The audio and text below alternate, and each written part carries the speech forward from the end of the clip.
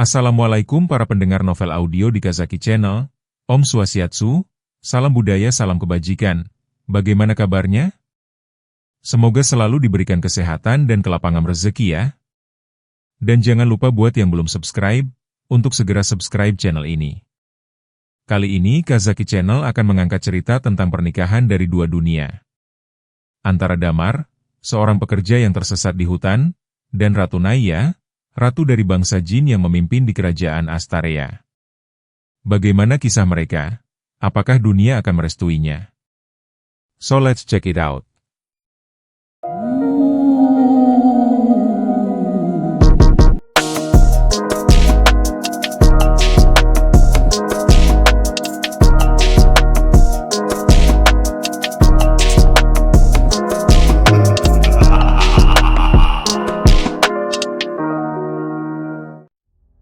Damar tak pernah menyangka penugasannya kali ini akan mengubah hidupnya secara tak terbayangkan. Sebagai analis dari perusahaan pertambangan di Jakarta, tugasnya sederhana, menyurvei potensi tambang nikel di sebuah hutan terpencil yang baru terdeteksi melalui pencitraan satelit. Tapi sesampainya di sana, semuanya terasa berbeda. Hutan itu sunyi. Terlalu sunyi. Seolah menyimpan sesuatu yang lama tertidur. Pada hari ketiga, saat ia memisahkan diri dari tim untuk menyusuri area barat, kabut turun mendadak. Pekat dan dingin, seperti menyelimuti tubuhnya dengan jubah tak kasat mata. GPS kehilangan sinyal. Kompas berputar gila. Damar mencoba tetap tenang, tapi langkahnya kian jauh, dan akhirnya ia terjatuh di antara akar pohon besar. Lalu segalanya gelap, saat kesadaran perlahan kembali, ia mendapati dirinya di tempat asing. Kamar luas beraroma bunga dan dupa, atap melengkung seperti langit malam bertabur bintang yang bergerak perlahan. Angin mengusap lembut kulitnya, membawa keharuman yang tak bisa ia kenali, sosok perempuan berdiri di sisi ranjang. Gaunnya berkilau keperakan, rambutnya panjang menjuntai seperti aliran air malam. Tatapannya tenang namun dalam. Mata itu, seolah mengenalnya sejak lama. "Aku Naya," ucapnya. "Kau berada di wilayahku sekarang." Damar hanya bisa menatap. Suaranya, entah bagaimana terasa menenangkan. Seperti air yang menyejukkan bara dalam dirinya. Ia ingin bertanya di mana ia berada, tapi mulutnya seolah enggan merusak ketenangan itu. "Kau tersesat di perbatasan dua dunia," lanjutnya. "Aku hanya membawamu keluar dari sana. Kau bisa kembali kapanpun kau mau. Tak ada yang memaksamu tinggal." Perkataannya lembut dan jujur, tidak ada nada paksaan. Tapi justru itulah yang membuat hati Damar bergetar. Ia sudah sering bertemu perempuan. Ia tahu bagaimana rasanya tertarik pada paras. Tapi ini, lebih dari sekadar rupa. Ini adalah daya yang memeluk hatinya diam-diam, dalam tutur kata, keteduhan wajah, dan kelembutan geraknya. Hari berikutnya Damar habiskan di kerajaan itu. Tidak dikurung. Tidak diawasi. Ia bebas berjalan di taman yang dipenuhi bunga-bunga bermekaran. Ia duduk bersama Naya di balkon tinggi yang menghadap langit berwarna ungu tua dengan 2 bulan yang menggantung. Mereka bicara tentang dunia manusia, tentang mimpi-mimpi dan rasa kehilangan, dan terkadang hanya diam bersama, saling menikmati kehadiran. Dan di sanalah, dalam diam dan keterbukaan itu, Damar tahu, dirinya perlahan jatuh. Jatuh pada kelembutan yang tidak menuntut apa-apa darinya. Kerajaan tempat Damar terbangun bernama Astarea, sebuah wilayah di alam gaib yang hanya bisa diakses melalui perbatasan dunia. Biasanya berupa lokasi-lokasi terpencil di dunia manusia, hutan tua, gua yang tidak terpetakan, dasar danau, atau gunung yang belum terjamah. Di sini, waktu tidak berjalan linear. Sehari di Astarea bisa berarti seminggu, bahkan sebulan di dunia manusia. Langitnya keunguan dengan 2 bulan yang menggantung dan bintang-bintang yang bergerak lambat. Hutan-hutan di sekitar istana kerajaan dipenuhi tumbuhan dan makhluk gaib. bunga yang berbicara dalam bisikan, burung tanpa bayangan, dan sungai yang alirannya berubah mengikuti suasana hati penghuninya. Istana utama berdiri di tengah Danau Arawan, dibangun dari batu putih bercahaya yang konon berasal dari inti gunung berapi gaib. Jembatan menuju istana hanya muncul saat sang ratu menghendakinya. Wilayah kerajaan dibagi menjadi 4 penjuru yang masing-masing dikuasai oleh bangsawan jin berdarah murni. Namun sejak bertahun-tahun lalu, kerajaan ini mulai melemah. Ratu Naiya bukan sekadar pemimpin. Ia adalah keturunan campuran. Ayahnya adalah Raja Jin dari dinasti Tarsal, sedangkan ibunya manusia biasa yang pernah tersesat ke Astaria puluhan tahun lalu. Karena itu, Naiya memiliki penampilan lebih menyerupai manusia, bahkan lebih indah dari manusia biasa. Matanya keperakan, bukan hitam seperti jin lain. Kulitnya lebih pucat, hampir merona saat malam. Perkawinan antara manusia dan jin adalah hal terlarang di dunia gaib, karena dianggap mencemari darah murni. Naiya ditolak oleh banyak bangsawan sejak kecil, tapi karena ayahnya sangat kuat, tak ada yang berani melawannya, hingga sang ayah wafat secara misterius. Naiya naik tahta bukan karena ambisi, tapi karena diwarisi kekuatan, kunci tertua, simbol pengikat dimensi Astaria agar tidak runtuh ke dalam kekacauan. Sejak kematian ayahnya, Naiya memerintah sendirian, penuh ketenangan dan kebijaksanaan. Tapi ada ancaman terus mengintainya dari kalangan bangsawan tua, yang percaya Naiya tidak layak karena darah manusianya. Beberapa bahkan ingin menggulingkannya dengan perang. Damar mulai kehilangan hitungan hari sejak ia tiba di Astaria. Waktu di tempat ini tidak berjalan seperti di dunia manusia. Langit senantiasa lembut, matahari tidak pernah terik, dan malam tidak pernah benar-benar gelap. Tapi ada sesuatu yang membuatnya tidak ingin menghitung waktu. Sesuatu yang membuatnya merasa nyaman tinggal. Ratu Naiya. Setiap pagi, Naiya menemuinya di taman gantung di sisi timur istana. Di sana mereka sarapan bersama, disuguhi buah-buah aneh dan roti hangat yang seperti langsung muncul dari udara. Mereka bicara tentang banyak hal, tentang dunia manusia yang asing bagi Naiya, dan tentang dunia gaib yang menakjubkan bagi Damar. "Apa yang paling kamu rindukan dari dunia lamamu?" tanya Naiya suatu pagi, sembari mengelus kelopak bunga ungu yang bisa bernyanyi lembut saat disentuh. Damar terdiam. Entah. Mungkin, suara kendaraan. Kebisingan Jakarta. Rasanya lucu. Dulu aku ingin lari dari itu semua. Sekarang, aku tidak tahu apakah aku ingin kembali. Naiya tidak menjawab. Tapi senyum di bibirnya menghangatkan Damar lebih dari cahaya rembulan di langit Astaria.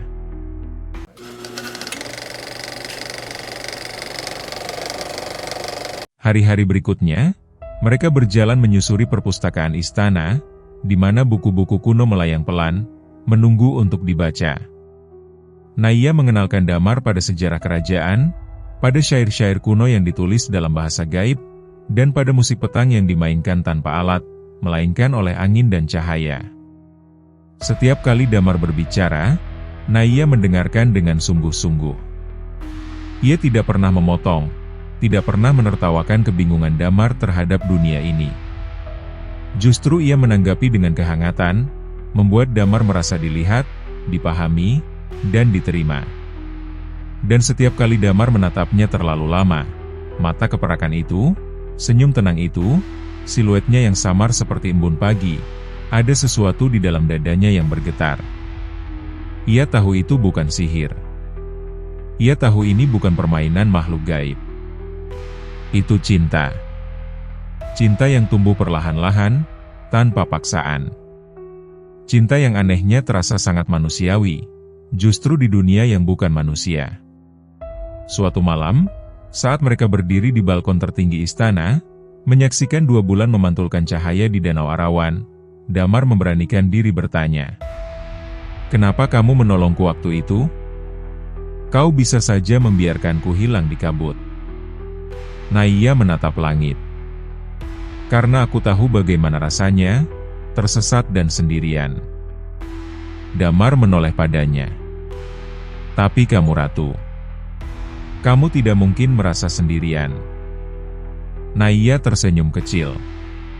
Kadang justru saat kamu dikelilingi segalanya, kamu paling merasa kosong. Damar mengangguk pelan, lalu bertanya lagi, kenapa kamu tidak memintaku untuk tinggal? Kenapa tidak menawanku seperti cerita-cerita kuno? Kali ini Naiya menatapnya langsung. Karena cinta yang dipaksa bukan cinta. Dan kamu bukan tawanan, Damar.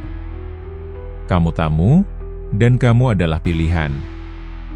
Dan saat itu, Damar tahu, ia telah memilih, bahkan sebelum sadar ia punya pilihan. Damar mulai memahami satu hal, cinta tidak selalu datang dengan gemuruh dan degup keras. Kadang, cinta datang seperti embun, diam, tapi membuat dunia terasa segar seluruhnya.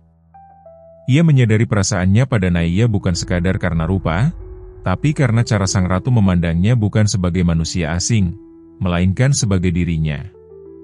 Damar, lelaki yang tersesat, yang mungkin juga tengah mencari arti hidup. Pada hari ketujuh sejak ia bangun di Astarea, atau mungkin lebih, siapa yang tahu, Naiya mengajaknya ke taman rahasia. Bukan taman istana, tapi sebuah lembah tersembunyi di balik gerbang air, tempat bunga-bunga bercahaya tumbuh tanpa henti dan angin membawa lagu-lagu tak dikenal. Tempat ini adalah milik ibuku, ujar Naiya. Ia suka duduk di sini, membaca puisi dan berbicara dengan cahaya.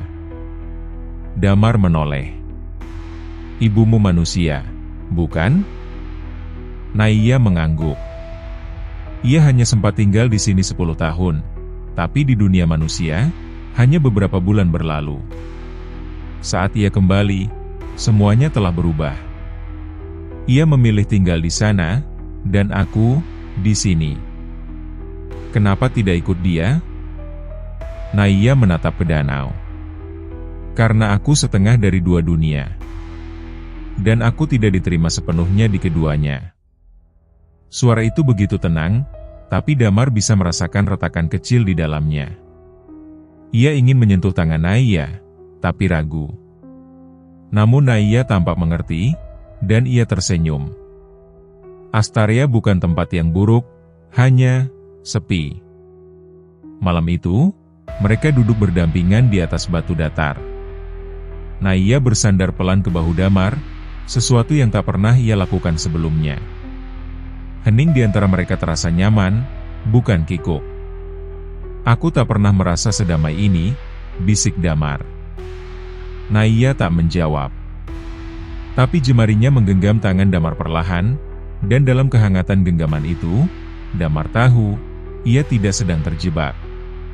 Ia sedang jatuh bebas, tanpa penahan, tapi anehnya tidak takut.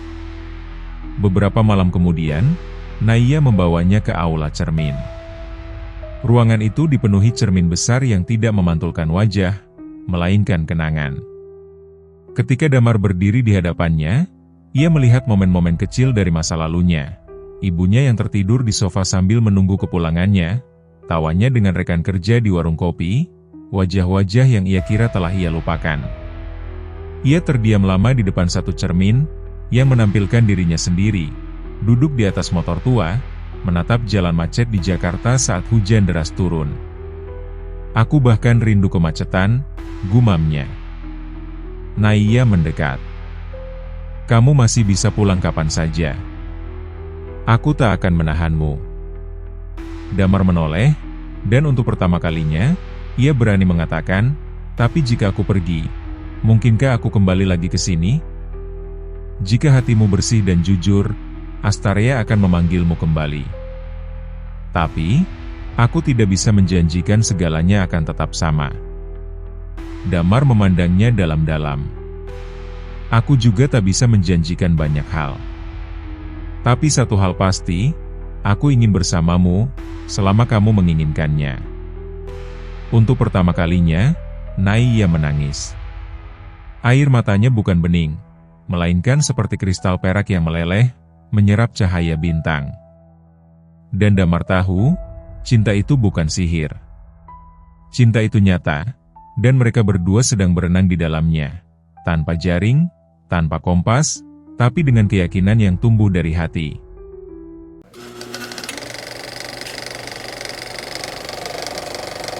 Langit Astaria malam itu lebih gelap dari biasanya, tapi bukan karena cuaca.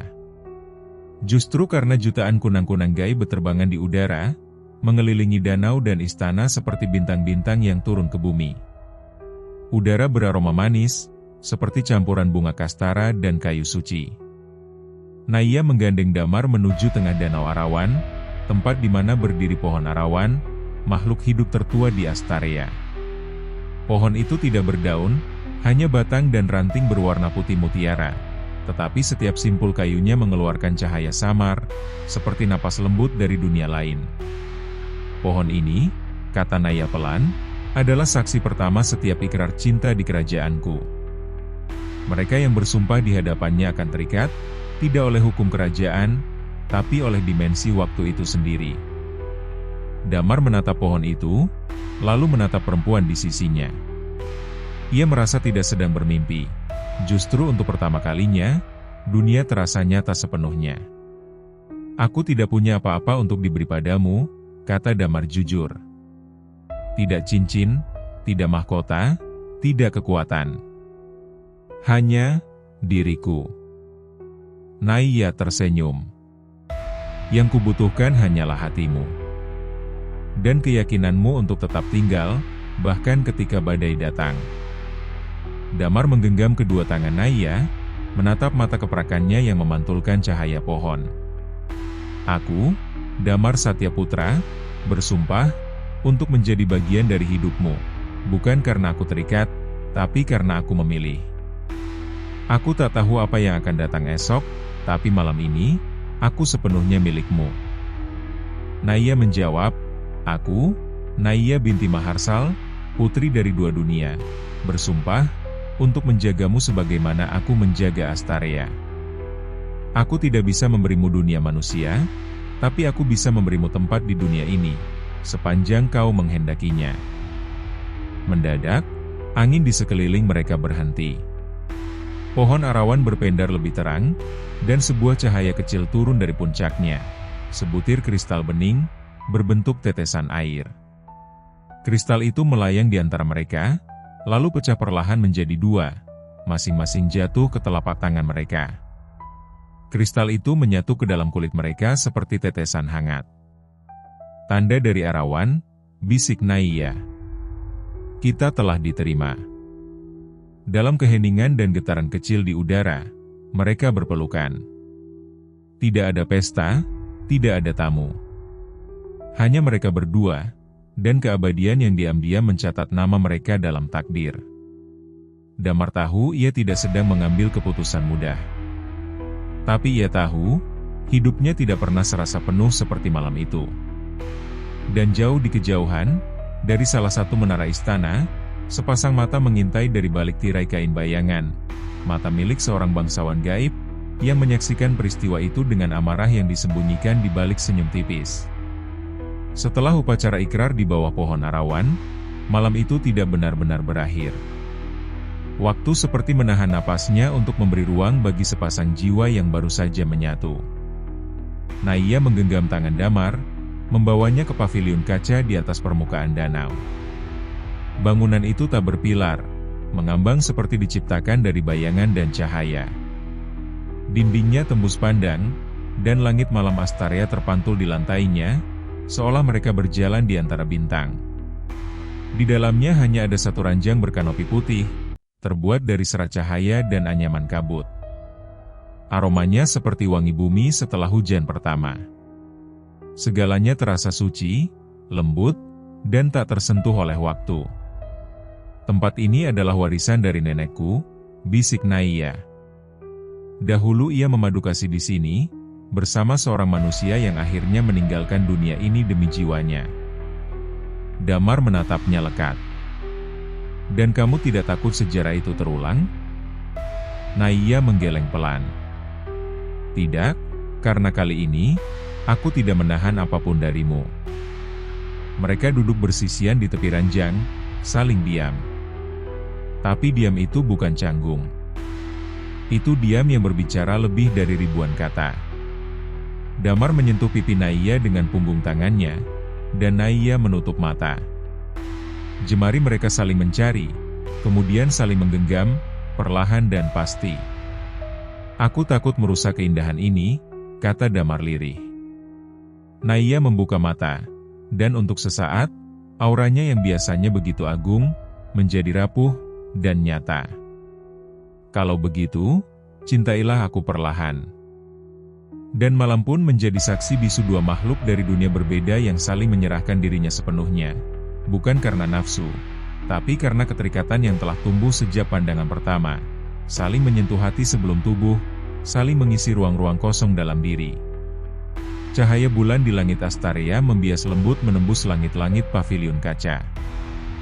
Di luar, danau tetap tenang. Angin tak meniup, seolah alam pun menjaga keheningan mereka. Tidak ada kata-kata, hanya napas yang saling menyatu. Waktu malam itu tidak bergerak seperti biasanya. Dalam pelukan Naiya, Damar merasa seperti tenggelam dalam sesuatu yang lebih dalam dari cinta, rasa damai, rasa pulang. Ketika akhirnya mereka tertidur, dunia seakan memberi mereka izin untuk lenyap sejenak dari kerumitan takdir yang menanti. Dan entah siapa yang membisikkan dari balik langit Astaria malam itu, tapi satu kalimat mengambang di udara, hanya terdengar oleh hati mereka. Kau adalah rumah dari segala hal yang tak pernah bisa ku mengerti, dan yang selalu ku cari.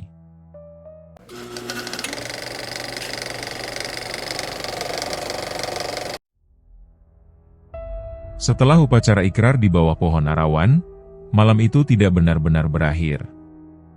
Waktu seperti menahan napasnya untuk memberi ruang bagi sepasang jiwa yang baru saja menyatu. Naiya menggenggam tangan Damar, membawanya ke paviliun kaca di atas permukaan danau. Bangunan itu tak berpilar, mengambang seperti diciptakan dari bayangan dan cahaya. Dindingnya tembus pandang, dan langit malam Astaria terpantul di lantainya, seolah mereka berjalan di antara bintang. Di dalamnya hanya ada satu ranjang berkanopi putih, terbuat dari serat cahaya dan anyaman kabut. Aromanya seperti wangi bumi setelah hujan pertama. Segalanya terasa suci, lembut, dan tak tersentuh oleh waktu. Tempat ini adalah warisan dari nenekku, bisik Naiya.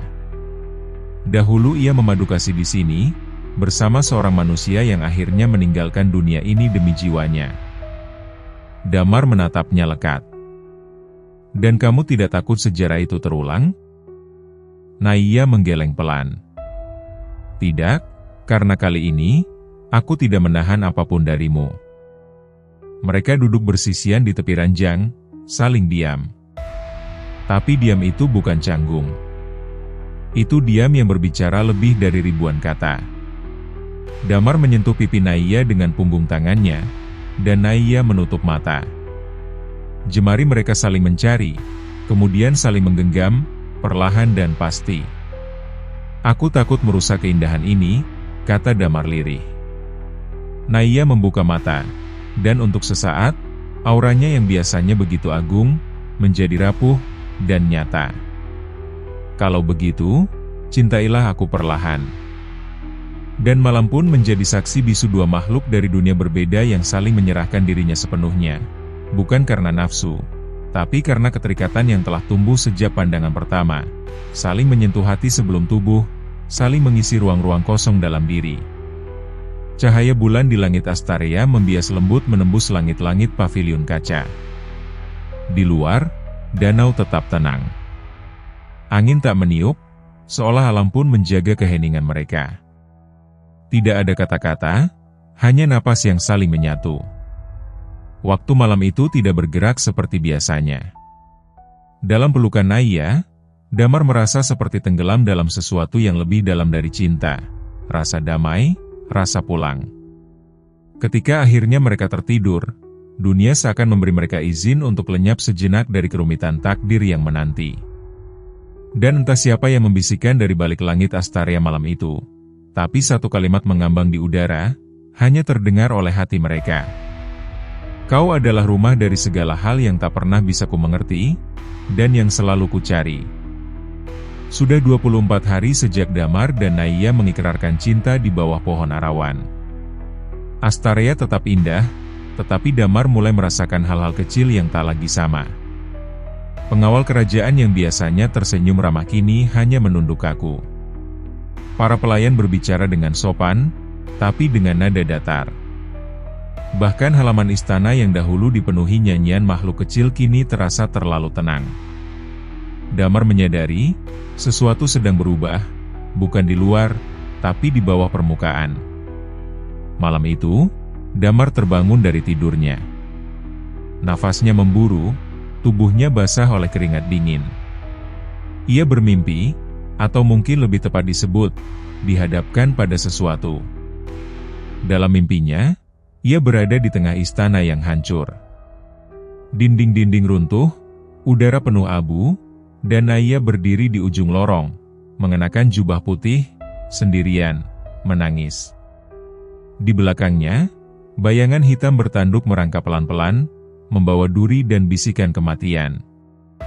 Suara itu bergaung dalam kepalanya. Darah manusia tidak ditakdirkan menyatu dengan darah cahaya.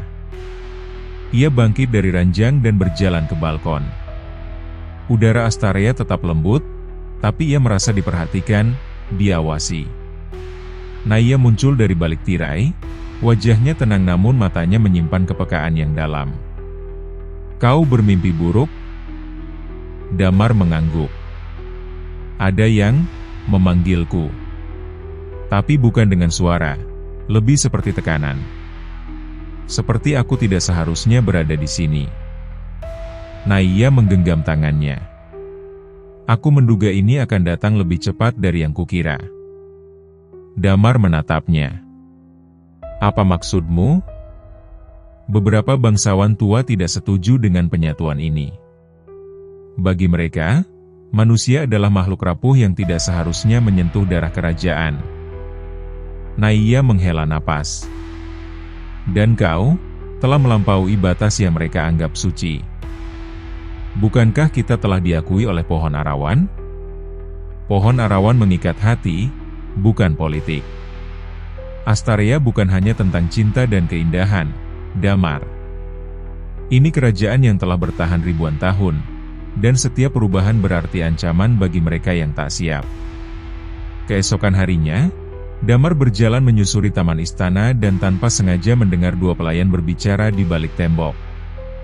Kalau ratu benar-benar memilih manusia itu jadi pendamping kekal, garis darah kerajaan bisa ternoda. Nenekku bilang, pernah ada manusia yang dicintai ratu sebelumnya. Tapi dia menghilang, tak pernah kembali. Mungkin itu sudah takdir. Damar menahan napas. Ia melangkah mundur dan kembali ke kamarnya dengan kepala penuh tanya. Ia sadar, cintanya pada Naiya telah menyatu dengan tanah dan langit Astaria. Tapi tanah ini, tidak semua mau menerima benih dari luar. Dan di kejauhan, di ruang bawah istana, seorang penasihat tua membakar dupa hitam, membuka gulungan kitab warisan kerajaan. Bibirnya berkomat kamit, membaca mantra larangan lama yang hanya digunakan ketika darah asing telah terlalu dekat dengan tahta.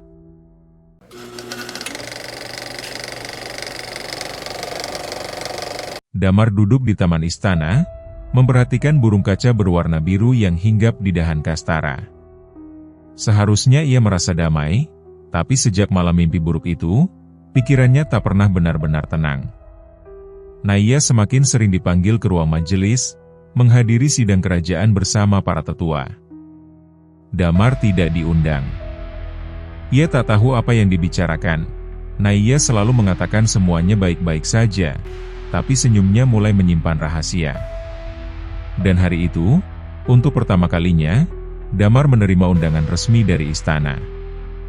Isinya sopan, berhias stempel perak kerajaan. Yang Mulia Ratu Naiya dan Majelis Keagungan Astaria mengundang Tuan Damar untuk melakukan perjalanan penyelarasan jiwa di Lembah Sekara, guna menguatkan ikatan manusia dengan tanah ini. Damar membacanya berkali-kali. Kata-katanya diplomatis, terlalu diplomatis. Ia membawa surat itu ke Naiya malam harinya. Perjalanan ini penting, Tanya Damar. Naiya terlihat ragu sejenak. Lembah Sekara memang tempat sakral. Dulu, para manusia yang ingin tinggal di Astarea akan bermeditasi di sana selama 7 hari 7 malam. Itu semacam proses penerimaan. Dan aku belum diterima sepenuhnya? Naiya menunduk, matanya sayu. Aku tak ingin kau merasa dipaksa. Tapi jika kau menginginkan tempat yang lebih utuh di kerajaan ini, para tetua akan mengamati prosesmu. Mereka tidak bisa menolak cinta kita, tapi mereka bisa menciptakan jarak. Damar termenung. Kau percaya aku harus pergi?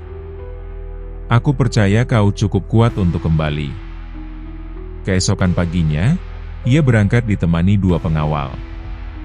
Tak seperti pengawal sebelumnya yang ramah dan humoris, 2 ini dingin dan bisu. Mereka tidak bicara kecuali untuk mengarahkan jalan. Sepanjang perjalanan menuju Lembah Sekara, Damar merasakan aura yang berbeda. Tanahnya lebih kelam, langit di atasnya lebih tebal, seperti kabut yang belum selesai tidur. Di tepi lembah, para penjaga ritual menunggunya. Mereka mengenakan jubah abu-abu, wajah ditutupi topeng. Mereka menyuruh Damar duduk di lingkaran batu dan meminum cairan kehijauan yang pahit seperti abu. 1 malam. 1 mimpi. 1 jawaban, kata salah satu dari mereka. Ketika malam turun, Damar bermimpi lagi. Tapi kali ini, mimpinya bukan tentang kehancuran, melainkan tentang masa lalunya. Ia melihat ibunya, duduk di serambi rumah kecil mereka di Bogor. Ayahnya tertawa sambil mengangkatnya ke udara saat kecil. Kemudian, suara bisikan muncul di telinga kanannya. Mereka mencarimu. Ibumu menunggu. Apa kau akan hilang dari dunia mereka, demi dunia yang bukan milikmu? Damar terbangun dengan tubuh gemetar. Suara itu bukan sekadar mimpi. Itu semacam ujian, tapi juga bentuk manipulasi. Saat ia kembali ke istana 3 hari kemudian, Naiya menyambutnya dengan pelukan hangat. Tapi sebelum ia sempat menceritakan semuanya, salah satu penasihat istana muncul dan berkata, "Yang mulia, kami perlu bicara tentang hasil mimpi suci Tuan Damar. Ada ketidakseimbangan yang perlu dikaji." Dan saat itu, Damar sadar, ini bukan hanya ujian spiritual. Ini adalah permainan politik. Dan ia hanya pion kecil di papan catur yang tak ia mengerti sepenuhnya. Malam itu, Naiya duduk sendiri di ruang doa pribadi, sebuah ruangan kecil di balik taman Kastara yang tak semua orang tahu. Di depannya, lentera-lentera roh menyala pelan, mengambang di udara seperti kunang-kunang yang hening. Di tangannya, surat dari majelis tertinggi Astarea. Surat dengan segel emas, berisi keputusan akhir yang selama ini ia takutkan. Cinta antara penguasa kerajaan cahaya dan manusia tidaklah terlarang, namun pengikatannya mengganggu keseimbangan antara alam jin dan alam manusia. Kami, para tetua, memutuskan bahwa untuk menjaga keutuhan Astarea, Yang Mulia diharuskan melepaskan penyatuan jiwa tersebut. Jika tidak, maka Yang Mulia dinyatakan mengundurkan diri dari tahta dan status kerajaan akan dicabut dari darah keturunanmu. Naiya menutup surat itu perlahan, lalu meletakkannya ke dalam api suci. Kertas itu terbakar tanpa asap, menjadi abu yang menghilang dalam sekejap. Air matanya tak jatuh, ia ratu. Tapi di dalam dadanya, badai telah mulai berkecamuk.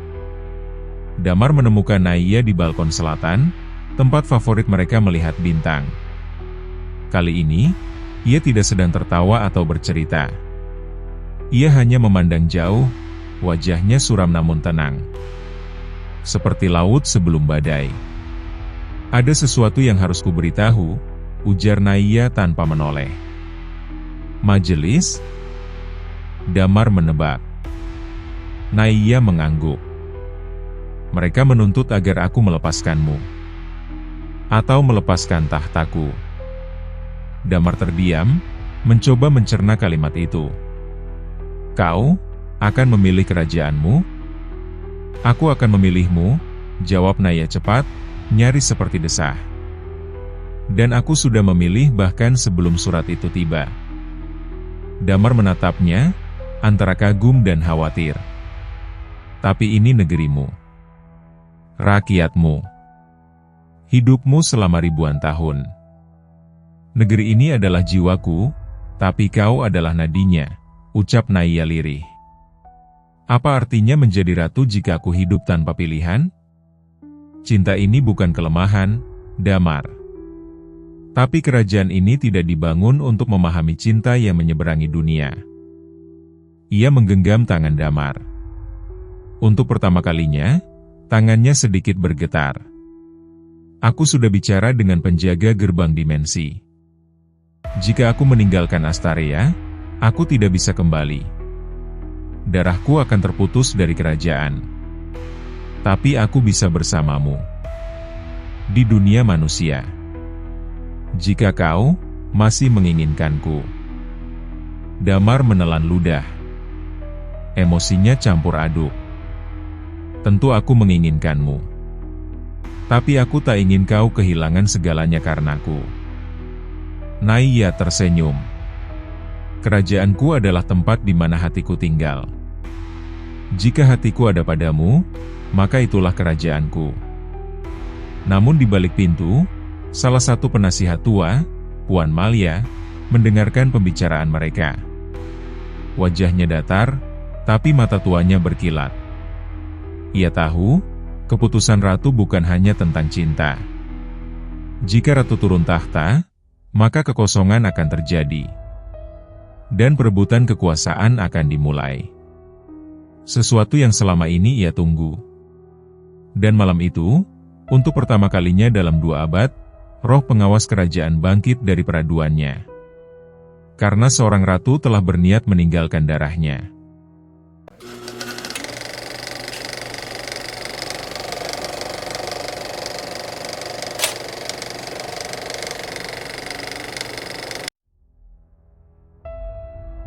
Langkah pertama adalah sunyi.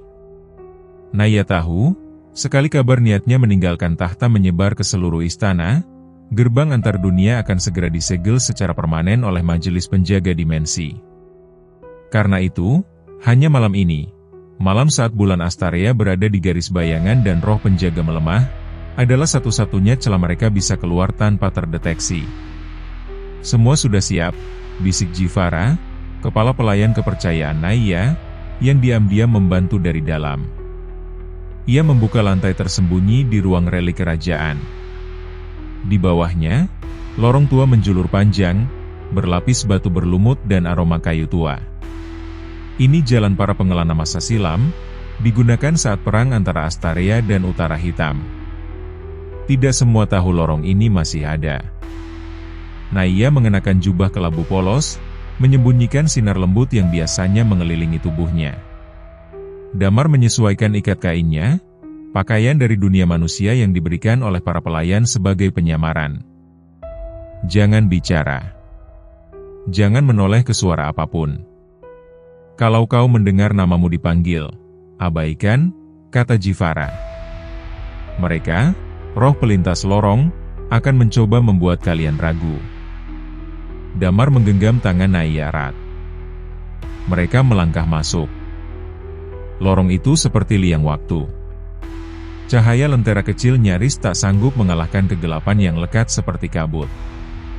Sesekali terdengar gemerisik dedaunan, meski tak ada pohon di sana.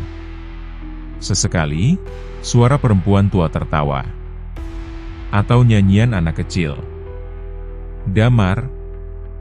Ia mendengarnya. Suara ibunya. Persis. Pelan. Sendu. Ia menoleh sedikit sebelum Naya mencengkeram lengannya. Bukan dia. Fokus. Mereka melanjutkan perjalanan. Tapi langkah mereka tidak secepat yang diharapkan. Di titik kelima, jalan bercabang. Jivara sebelumnya berkata, pilih yang tidak kau pahami. Damar memilih lorong gelap penuh kabut. Naya ragu. Tapi kepercayaan mereka diuji di sini. Ketika mereka hampir tiba di gerbang batu, gerbang menuju dunia manusia, suara langkah datang dari belakang. Cepat. Beraturan. Bayangan tinggi muncul di lorong belakang. Puan Malia. Wajahnya pucat, rambutnya tergerai, dan matanya memerah. Ia tak membawa senjata. Tapi kekuatannya bukan di tangan. Ia pembaca niat. Kau benar-benar akan meninggalkan darahmu, Naiya, ucapnya dingin. Mengkhianati leluhurmu demi manusia? Naiya maju selangkah, berdiri di antara Malia dan Damar. Aku tidak mengkhianati siapapun. Aku hanya memilih tempatku. Cinta bukan pengkhianatan. Kau ratu, gumam Malia. Dan ratu tidak memilih. Ratu ditentukan. Ia mengangkat tangannya. Mantra pembekuan mulai bergetar di udara. Udaranya membeku. Damar tak bisa bergerak. Tapi Naiya, dengan suara penuh keyakinan, melantunkan mantra pemutus ikatan istana. Suara gemanya membuat lorong retak. Dinding mulai runtuh. Gerbang batu mulai bersinar. Terbuka perlahan. Sekarang, Damar, serunya. Damar melompat, tapi saat ia menoleh, Naiya masih di tempatnya, menahan mantra Malia agar Damar bisa lolos. Tidak. Kau janji bersamaku. Naiya menatapnya, air matanya jatuh. Tapi ia tersenyum. Aku akan menyusul. Ini harus ditutup dari dalam.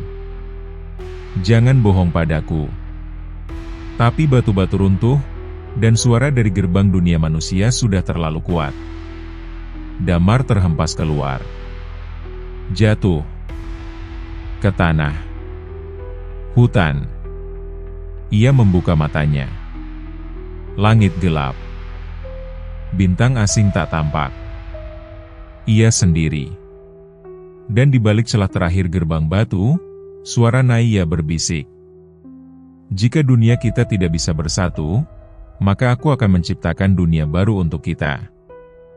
Damar terbangun di tengah hutan hujan Sulawesi, tubuhnya terbaring di tanah basah.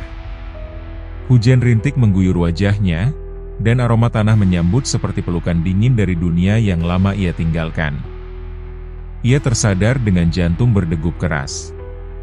Ia mencoba berdiri, tapi tubuhnya terasa ringan, terlalu ringan. Seolah sebagian dari dirinya tertinggal entah di mana. Sebuah tim pencari dari perusahaan tambang menemukannya 2 hari kemudian. Mereka mengira Damar tersesat selama beberapa hari. Kami mengira kau hilang, Dam. Kami bahkan sempat mengirim laporan ke Jakarta, ujar salah satu kolega.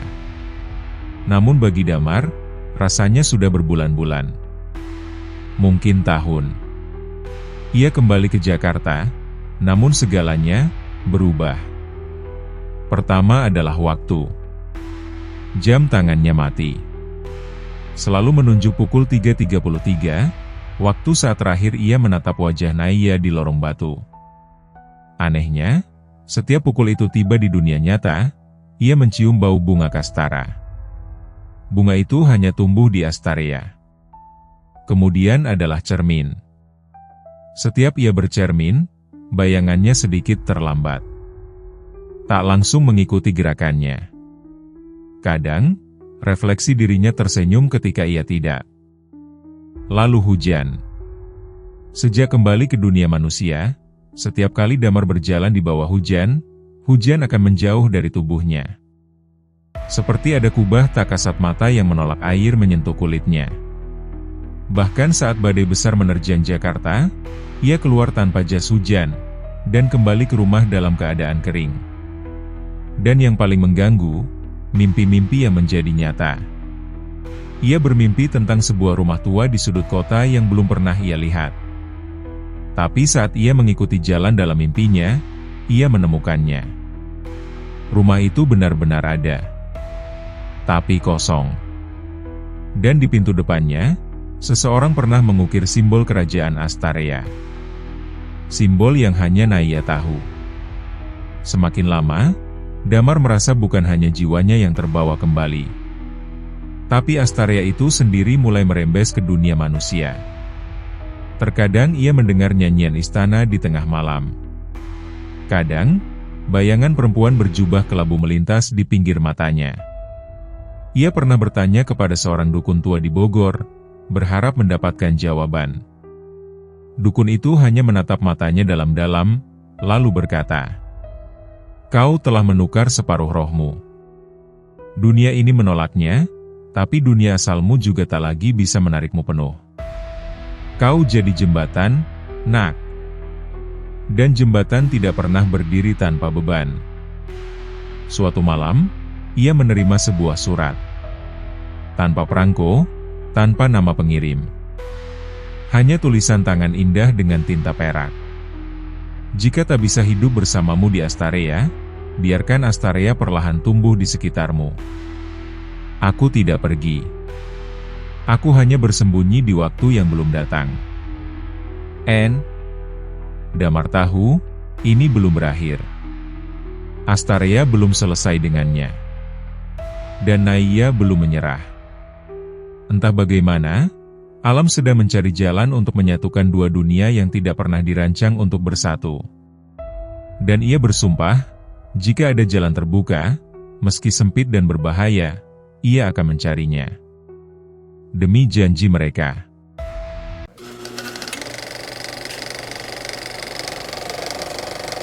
Suatu malam, di apartemen Damar di bilangan Cilandak, waktu kembali menunjukkan pukul 3.33. Lampu kamar tiba-tiba redup, walau listrik menyala. Udara di dalam ruangan berubah sejuk, harum bunga kastara menyelimuti setiap napas. Dan di kaca jendela, yang tertutup tirai, ada cahaya samar, seolah fajar datang terlalu awal. Damar terbangun. Tapi kali ini, tidak dari mimpi. Karena dia merasakannya. Sesuatu yang nyata. Jiwanya bergetar, seperti ketika pertama kali disentuh oleh mantra kerajaan Astareya. Ia membuka tirai. Dan di luar jendela, berdiri seorang perempuan. Ia tak berubah. Rambut panjang mengalir seperti aliran air bulan. Kulit seputih kabut. Mata setenang dan sedalam bintang yang jauh. Dan senyumnya, senyum yang membuat dunia terasa lebih ringan untuk dihidupi. "Naiya," desah Damar, nyaris tak percaya. Perempuan itu berdiri di atas balkon, tapi tidak menyentuh tanah. Ia melayang setipis bayangan. Namun ada sinar dari tubuhnya yang membentuk wujud nyata. Tidak seperti mimpi. Tidak seperti halusinasi. "Ini aku," kata Naiya lembut. Suaranya masih sama. Seperti petikan alat musik yang dimainkan hanya untuk satu orang. Damar maju cepat. Tapi sebelum ia bisa menyentuh, tubuh Naiya bergetar seperti air yang hendak pecah oleh tangan manusia. Jangan terlalu dekat. Wujud ini, rapuh. Bagaimana ini bisa terjadi?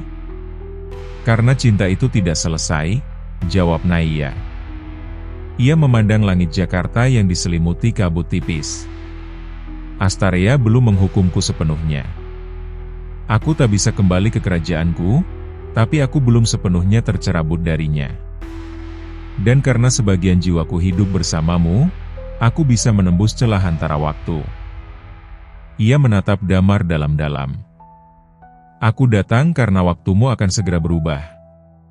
Kau akan mulai melihat lebih banyak dari yang seharusnya. Roh-roh dari dimensi lain akan merasakan darahku di tubuhmu. Mereka tidak semua bersahabat. Damar mengangguk. Aku siap. Jangan sembarangan memanggil namaku di tempat suci atau tempat lama. Nama itu bisa menjadi magnet. Tapi, jika kau benar-benar butuh aku, bisikkan di air. Aku akan datang, selama dunia belum menutup gerbangnya. Air mata menetes di pipi Damar. kenapa rasanya kau semakin jauh, walau kini lebih dekat?" Naiya tersenyum pilu. "Karena cinta yang tulus adalah seperti langit malam. Kau bisa melihatnya, merasakannya, tapi tak bisa menyimpannya di tangan." Perlahan, tubuhnya mulai memudar. Tapi kali ini, Damar tidak merasa kehilangan. Ia merasa janji. Sebelum benar-benar lenyap, Naiya membisikkan satu hal. "Aku sedang membangun kembali gerbang. Tapi tidak di dunia kami, dan bukan pula di dunia ini. Di antara. Di tempat yang belum dinamai. Kita akan bertemu di sana." Dan malam itu, ketika Naiya pergi, Damar mendapati sebuah tanda terbakar pelan di pergelangan tangannya. Lambang yang sama seperti ukiran di pintu rumah tua itu. Sebuah peta yang akan membawanya menuju dunia ketiga. Dunia antara jin dan manusia. Tempat takdir baru mereka akan dimulai. Damar tidak langsung tahu harus kemana. Tapi ia punya dua hal. Simbol di pergelangan tangannya dan surat dari Naiya yang kini bisa dibaca dengan tinta yang bersinar ketika terkena embun pagi.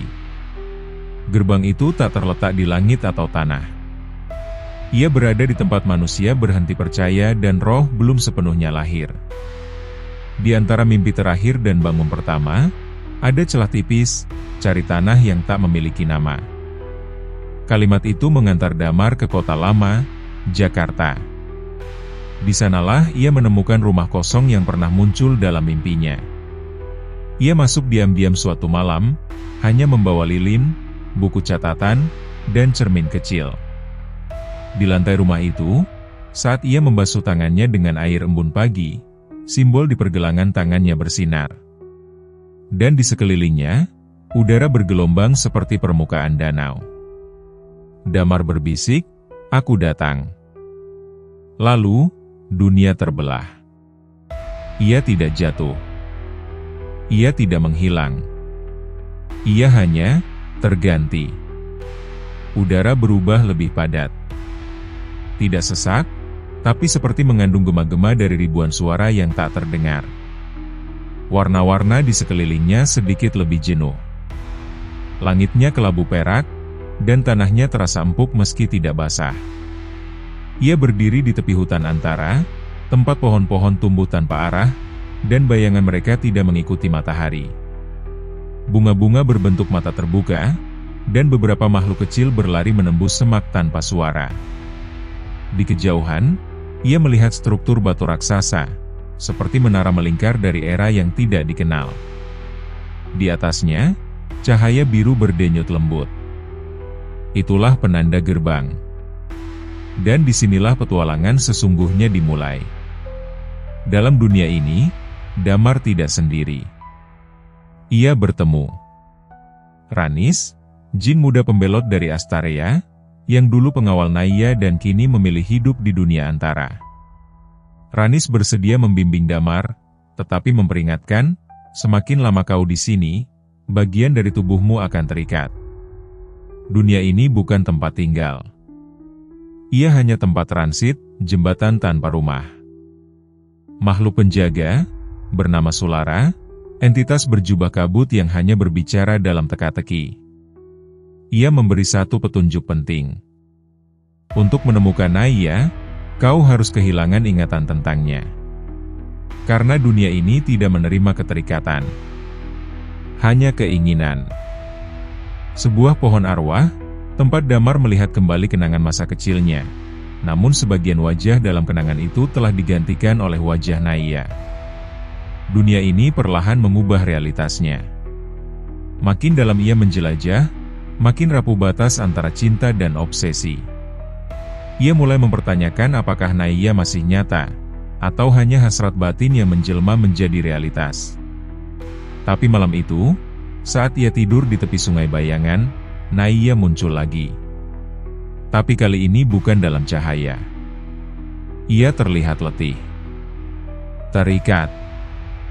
Tapi nyata. Damar, kau berhasil. Di mana kita? Tanya Damar.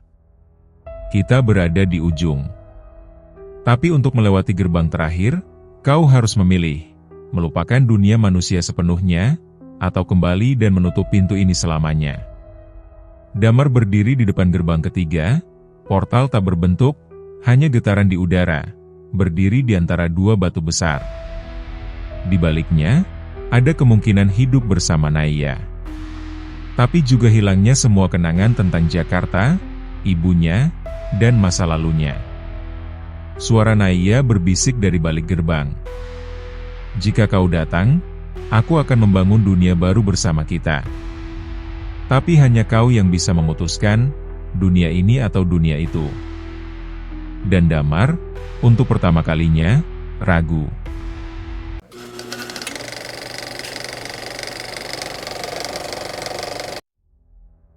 Angin dunia antara tak berhembus seperti angin biasa. Ia berbisik. Ia membawa suara-suara yang pernah terucap, mimpi-mimpi yang pernah dilupakan, dan kenangan yang tak pernah selesai. Damar berdiri di hadapan gerbang ketiga, gerbang yang tak terlihat wujudnya, hanya terasa oleh kulit, terdengar oleh tulang, dan dimengerti oleh jiwa. Di balik gerbang, Naiya menatapnya. Tidak dalam bentuk bayangan, tidak pula cahaya. Ia nyata. Mata yang sama. Senyum yang sama. Tapi kali ini, ada duka yang tak pernah ia lihat sebelumnya. Jika kau melangkah, Damar, bisik Naiya, kau akan kehilangan nama dunia lamamu. Kau akan lupa suara ibumu. Kau akan lupa rasa kopi pagi. Kota, musik, hujan, bahkan kata Jakarta akan menjadi asing. Aku tak memintanya. Tapi dunia ini menuntutnya. Damar terdiam. Ia menoleh ke belakang. Hutan antara mulai bergetar, pertanda waktu di dunia itu semakin menipis. Ia harus segera memilih. Suara Ranis terdengar dari kejauhan, jika kau memilih masuk, kau akan menjadi bagian dari legenda. Tapi kau juga akan jadi makhluk yang tak bisa pulang. Lalu, seperti bayangan dari hati terdalamnya, dunia memperlihatkan dua jalan. Jalan menuju gerbang, dengan tangan Naiya terbuka.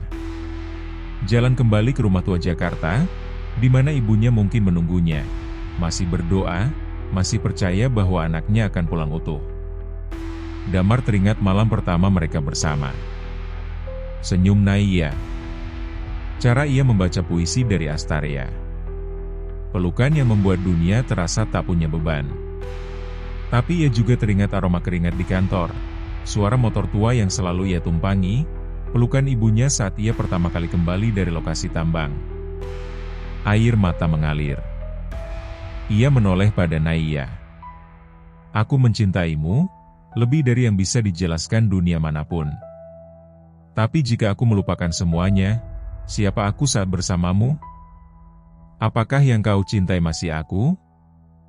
Naiya menggigit bibirnya. Matanya berkaca-kaca. Aku mencintai Damar, manusia yang datang ke hutan, bukan bayangan yang tinggal di kerajaanku. Ia berjalan mundur dari gerbang. Kalau begitu, aku menunggumu di waktu lain. Mungkin di kehidupan berikutnya. Atau saat dunia ini selesai mencatat takdir. Dan ketika Damar melangkah menjauh dari gerbang, dunia antara berteriak.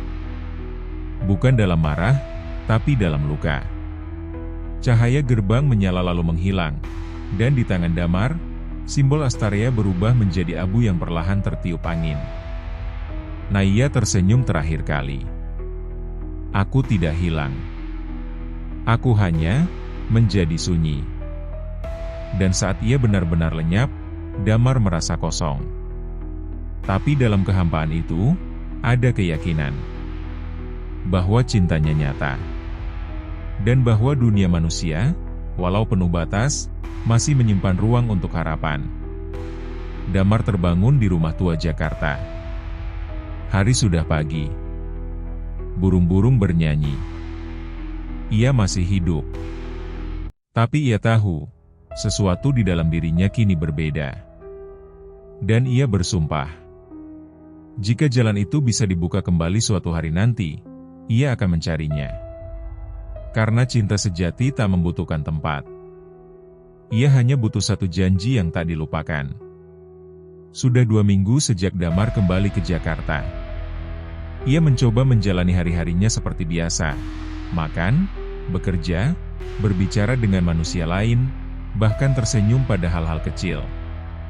Tapi semuanya berbeda. Ia tidak lagi hanya melihat, tapi juga merasakan apa yang tidak tampak.